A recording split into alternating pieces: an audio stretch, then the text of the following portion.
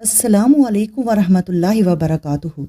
آج کی اس ایمان افروز ویڈیو میں ہم آپ کو ایک ایسے دل نشیں واقعے سے روشناس کروائیں گے جس میں رسول اللہ صلی اللہ علیہ وسلم نے دو صحابہ کے درمیان پیدا ہونے والے ایک جھگڑے کو نہایت حکمت اور نرمی سے حل فرمایا۔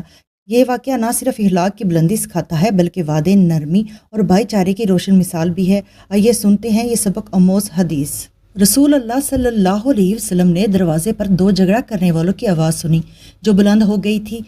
واقعہ یہ تھا کہ ایک آدمی دوسرے سے قرض میں کچھ کمی کرنے اور تقاضے میں کچھ نرمی برتنے کے لیے کہہ رہا تھا، اور دوسرا کہتا تھا کہ اللہ کی قسم میں یہ نہیں کروں گا۔ رسول اللہ صلی اللہ علیہ وسلم ان کے پاس گئے اور فرمایا کہ اس بات پر اللہ کی قسم کھانے والے صاحب کہاں ہیں کہ وہ ایک اچھا کام نہیں کریں گے؟ ان صحابی نے عرض کیا، میں ہی ہوں یا رسول اللہ، اب میرا بھائی جو چاہتا ہے وہی مجھ کو بھی پسند ہے۔ صحیح بخاری حدیث نمبر 2705۔ سبحان اللہ۔ یاد رکھیں، نرمی اختیار کرنا صرف اخلاق نہیں، یہ سنتے رسول اللہ صلی اللہ علیہ وسلم ہیں۔